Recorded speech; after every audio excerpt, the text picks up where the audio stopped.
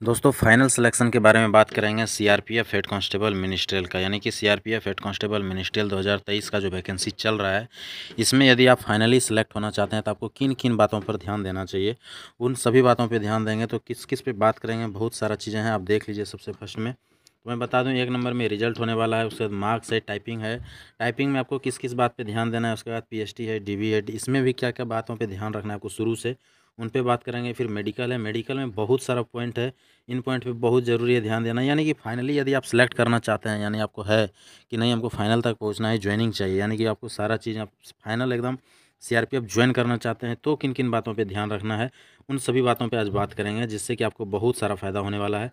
तो इस वीडियो को शुरू से लास्ट तक देखिएगा। कितना चीज़ लिए हैं आपने देख लिए होंगे, 22 पॉइंट पे बात करने वाले हैं टोटल, तो जो कि बहुत ही इंपॉर्टेंट पॉइंट है। और यदि आप इन बातों पे शुरू से ध्यान रखते हैं तो आपका बहुत ज़्यादा चांस हो जाता है कि आप जो है फाइनल सिलेक्शन आप ले पाएंगे इसमें। तो चलिए शुरू से देखते हैं। सबसे फर्स्ट तो मैं बता दूं रिजल्ट के बारे में। रिजल्ट जो है वो तो सबसे पहला फर्स्ट जो है मैटर करता है। रिजल्ट कौन सा रिजल्ट, जिसमें कि आपका सिर्फ टाइपिंग के लिए कॉल हो जाए, यानी कि टाइपिंग के लिए यदि आपका कॉल किया जाता है तो यहाँ से आपका स्टार्टिंग शुरू हो जाता है रिजल्ट के मतलब पॉइंट पे। तो रिजल्ट जो है बहुत ज़्यादा, आप सभी को पता है कि टाइपिंग के लिए आपका जो है बहुत ज़्यादा नहीं होने वाला है। यदि आप 35 से 40 नंबर, यानी 35 जो है सभी जनरल को छोड़ के, जनरल के लिए 40, बीलो के लिए 35, जो उन्होंने नोटिफिकेशन में लिखा है।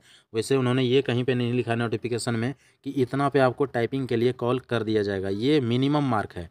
यानी कि ये जो मैंने बताया 35 से लेके 40, ये एक मिनिमम मार्किंग है, यानी मिनिमम इतना तो लाना ही पड़ेगा। यदि मिनिमम मार्किंग आपका 35 से 40 है तो हो सकता है कि आपको कॉल कर लिया जाए टाइपिंग के लिए, लेकिन हो सकता है कि आपका ऐसा नहीं है कि आपका पक्का 40 नंबर आए और आपको कॉल कर दे। हो सकता है आपका कॉल नहीं भी हो, यदि बहुत ज़्यादा लड़का क्वालिफाई कर जाते हैं तो, क्योंकि आप सभी को पता है कि सीटें कितने हैं और फॉर्म कितने भरा है।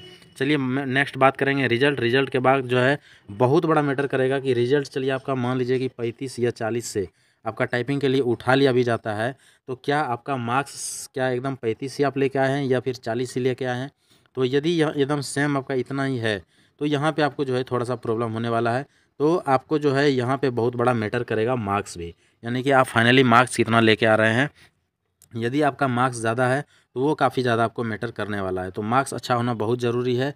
और मैं बताऊं, यदि कि आपका यदि 70 प्लस, यदि 70 प्लस का स्कोरिंग आपका रह रहा है और इसके इर्द गिर्द घूम रहा है तो आपका यहाँ पे सेफ स्कोर माना जाएगा। लेकिन ये चीज़ें अभी बहुत चीज़ पे मैटर करेगा। अभी बात करते हैं फिर नेक्स्ट जो है वो है टाइपिंग। टाइपिंग जो है बहुत ज़्यादा मैटर करने वाला है, क्योंकि आप सभी को पता है एक तो स्पीड, दूसरा एक्यूरेसी, दोनों चाहिए यहाँ पे। क्योंकि स्पीड जो है मिनिमम 35 का होना चाहिए और एक्यूरेसी जो है यहाँ पे काफ़ी ज़्यादा लिया जाता है। बीएसएफ में जहाँ 90% एक्यूरेसी चाहिए, यहाँ पे 95% का एक्यूरेसी चाहिए, क्योंकि बीएसएफ में 10% का जो है आपको छूट मिलता है मिस्टेक पे, जबकि यहाँ पे सिर्फ और सिर्फ 5% पे ही छूट मिलता है। यानी कि सिर्फ 5% यदि आप गलत करते हैं तो छूट मिलेगा, अदरवाइज माइनस मार्किंग शुरू हो जाएगा। तो यानी कि आपको 95% एक्यूरेसी रखना है, जो कि बहुत हार्ड हो जाता है। इतना नॉर्मल नहीं होता है कि आप 95% एक्यूरेसी कंटिन्यूसली रख पाएँ 35 के स्पीड में। वैसे बहुत लड़के हैं जो कि रख पाएंगे और वो टाइपिंग पास भी कर जाएंगे। तो यहाँ पे टाइपिंग बहुत बड़ा मैटर करने वाला है। यानी कि मैं बता दूं, यदि एग्ज़ाम 50% आप समझते हैं तो टाइपिंग भी यहाँ पे 50% काम करेगा। यदि आप एग्ज़ाम को बहुत ज़्यादा तो 45 लीजिए, तो टाइपिंग को भी आप 45 लीजिए, और 10% में आपका सारा चीज़ होगा, दूसरा जो भी चीज़ें हैं जो कि हम आगे बात करेंगे। तो यानी कि आप समझ लीजिए जितना आपने मेहनत किया है एग्ज़ाम के लिए, उतना ही मेहनत आपको यहाँ पे टाइपिंग के लिए भी करना पड़ेगा, अदरवाइज़ आप फाइनली सिलेक्ट नहीं हो सकते हैं। यदि एग्ज़ाम में आपका 80 नंबर भी आ जाता है और टाइपिंग यदि नहीं निकाल पाए तो आपका कहानी यहाँ पे ख़त्म हो जाता है। तो टाइपिंग भी उतनी ज़रूरत है, तो ऐसा ज़रूरत नहीं है कि 95 नंबर ले और टाइपिंग आपका नहीं हुआ। नेक्स्ट बात करेंगे आप पीएसटी का। तो पीएसटी यहाँ पे भी मैं बता दूं कि कितना भी इजी पीएसटी हो, चाहे वो पीएसटी मतलब यहाँ पे भले आपका रनिंग नहीं होता है, कुछ भी नहीं होता है पीएसटी के तौर पे, आपका सिर्फ जो है हाइट होता है, वेट होता है, चेस्ट होता है, और डीवी में ऑल पेपर आपके चेक किए जाते हैं। लेकिन इसको इतना ईजी मत समझिएगा। इसका बहुत बड़ा एक उदाहरण है कि 6,50,000 आदमी फॉर्म भरे थे आपके बीएसएफ एचसीएम में। बीएसएफ एचसीएम में 6,50,000 फॉर्म भराया गया था, जिसमें कि सिलेक्ट हुआ है मात्र 2,20,000 कैंडिडेट। इससे भी थोड़ा 1-200 कमी है। तो 2,20,000 कहाँ, 6 लाख कहाँ, तो देख लीजिए कि कितना परसेंटेज है। यानी कि लगभग जो है 60% के लगभग जो है स्टूडेंट यहाँ पे छट चुके हैं, 60 से 70% के बीच में। तो बहुत ज़्यादा लड़का छटता है पीएसटी में। लेकिन यहाँ पे ये था कि पीएसटी काफ़ी टफ लिया गया, यहाँ एक छोटा छोटा मिस्टेक पे भी हटा दिया गया। सीआरपीएफ इतना मिस्टेक पे नहीं हटाएगा, क्योंकि वहाँ पे लड़के टाइपिंग में और अपना एग्ज़ाम दोनों क्वालिफाई करके आएंगे। तो इतना जल्दी उनको नहीं भगाया जाएगा, क्योंकि वो टाइपिंग भी क्वालिफाई किए हैं, एग्ज़ाम भी क्वालिफाई कर दिए। तो ये नहीं है कि एक छोटी चीज़ के लिए उनको पीएचडी में आउट कर दिया जाएगा। तो यहाँ पीएचडी थोड़ा ईजी होगा, लेकिन आप इतना भी ईजी नहीं ले सकते हैं, क्योंकि पीएचडी में कहीं न कहीं लड़के बहुत छटेंगे। तो आपका यदि थोड़ा बहुत कुछ वैसा लग रहा है कमी बेसी, क्योंकि अभी आप मेडिकल एग्ज़ाम तो दे दिए, आपके पास समय है। यदि कुछ कम बेस लग रहा है तो आप काम कर सकते हैं, खास करके आप जो है वेट पे काम कर सकते हैं और चेस्ट पे काम कर सकते हैं। वेट में देखिए बीएसएफ हेड कांस्टेबल मिनिस्ट्रियल में नहीं छांटा गया था, वेट में नहीं छांटा गया था, लेकिन यहाँ पे वेट में आपको छांट दिया जाएगा, क्योंकि यहाँ जैसे आपका पीएचडी कंप्लीट होगा तुरंत जो है ये मेडिकल का पॉइंट आएगा और मेडिकल में वेट में सीधा आपको वापस कर दिया जाएगा। तो हो सकता है मेडिकल वेट में आपको यहाँ नहीं भी छांटा जाए तो मेडिकल में आप आके तुरंत छट जाएंगे, इसलिए आपको मेडिकल पे शुरू से काम करना पड़ेगा वेट के लिए। तो वेट पे आप ध्यान दे सकते हैं, अदरवाइज वेट में आप निकल जाएंगे वहाँ पे। और चेस्ट आपको देखना पड़ेगा, यदि कम बेस है तो चेस्ट एक ऐसा चीज़ है जिसका आप प्रैक्टिस करके ठीक कर सकते हैं, तो चेस्ट आप कर सकते हैं। बाद बाकी पेपर जितने भी चाहिए होते हैं SC ST OBC EWS सभी का सेंट्रल लेवल का चाहिए, जनरल को कुछ नहीं चाहिए। पेपर जितने भी हैं आपके 10वीं के और 12वीं के वो सारा कंप्लीट चाहिए, चाहे वो मार्कशीट हो या सर्टिफिकेट हो, 10वीं का हो या 12वीं का हो, दोनों का दोनों कंप्लीट लेना पड़ेगा। यदि कहीं भी कोई मिस्टेक है तो आपको जो है यहाँ पे दिक्कत हो सकता है, तो ये सारा चीज़ आपको कंप्लीट लेके आना पड़ेगा। नेक्स्ट चलते हैं आपका मेडिकल। मेडिकल जो है काफ़ी टफ होता है, यहाँ पे मेडिकल इजीली नहीं किया जाएगा। मेडिकल में भी आपको बहुत सारी चीज़ों पे ध्यान देना पड़ेगा। तो मेडिकल में इन सभी चीज़ों पे ध्यान देने के लिए बात यह है कि मेडिकल जो है शुरुआत हम करेंगे जहाँ से आपका सारा चीज़ शुरू होता है।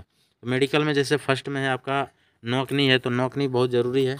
नौकनी आप सही कर सकते हैं, जो कि सही हो जाता है यदि सही से आप प्रैक्टिस करें तो नौकनी को सही कर सकते हैं, जो कि आप देख सकते हैं नौकनी है। उसके बाद जो है आपका फ्लैट फुट है, ये भी आप यदि सही से प्रैक्टिस करेंगे तो ये भी आपका सही हो जाता है। उसके बाद चलते हैं नेक्स्ट जो है इन चीज़ों पे, इसको भी आप देख सकते हैं। यदि आपको कमी बेसी लग रहा है या कुछ वैसा लग रहा है आप इसको ठीक कर सकते हैं, अदरवाइज़ आप डॉक्टर वगैरह से मिल के भी सही करवा सकते हैं, जो कि बहुत ही ज़रूरी है।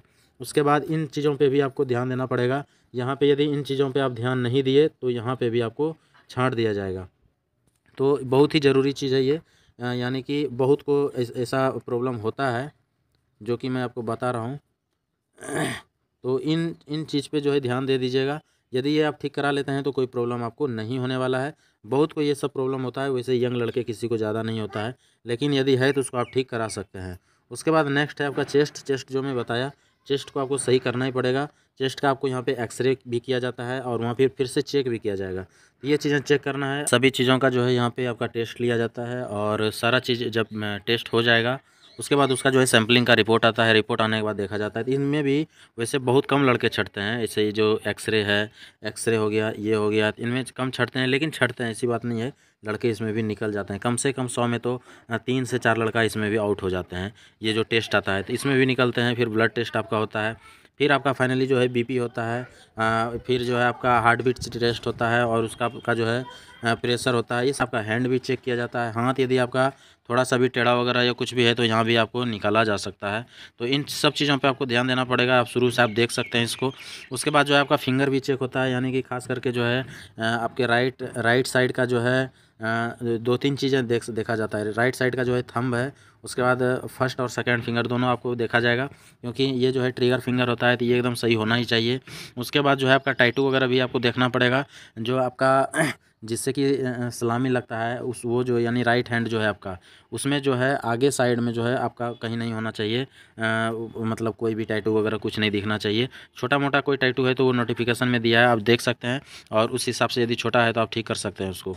उसके बाद आपका कान वगैरह सही होना चाहिए, साफ़ होना चाहिए, नाक वगैरह ठीक होना चाहिए। उसके बाद आपका जो है टीथ भी चेक किया जाता है, ये भी ठीक होना चाहिए। स्किन डिजीज़ आपको किसी भी प्रकार का है तो आप इसको ठीक करा लें, कोई बड़ी चीज़ नहीं होता है। ये सब छोटा मोटा जो है आपका लोशन वगैरह लगाने से ठीक हो जाता है। लेकिन यदि आप शुरू से ध्यान नहीं दिए तो आजकल रीमेडिकल में टाइम नहीं मिलता है, और रीमेडिकल में आपका यदि एक स्किन डिजीज़ में भी आप आ गए तो यहाँ भी आप छट सकते हैं और टाइम आपको नहीं दिया जाएगा, क्योंकि तुरंत अगले दिन 24 घंटे के अंदर जो है आपको सबमिट करना पड़ता है।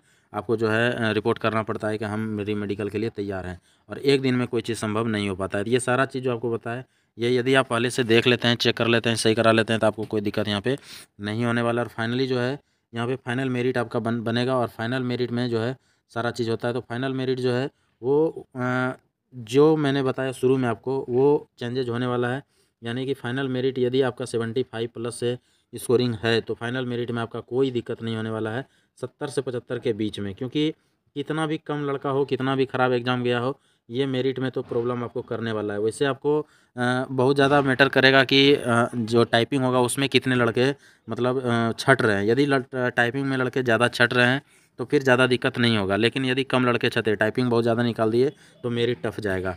क्योंकि अभी जस्ट बीएसएफ का मैं बता दूं, बीएसएफ एचसीएम का एक टेस्ट हुआ है जिसमें कि काफ़ी ज़्यादा मतलब लड़के ने टाइपिंग निकाले हैं, और जिसके चलते कि मेरिट हाई जाने का संभावना है। तो हो सकता है यहाँ भी लड़के अब बहुत ज़्यादा जागरूक हो गए हैं, सभी टाइपिंग वगैरह करते हैं। तो यहाँ पे यदि वैसा हुआ तो फिर आपको जो है प्रॉब्लम हो सकता है।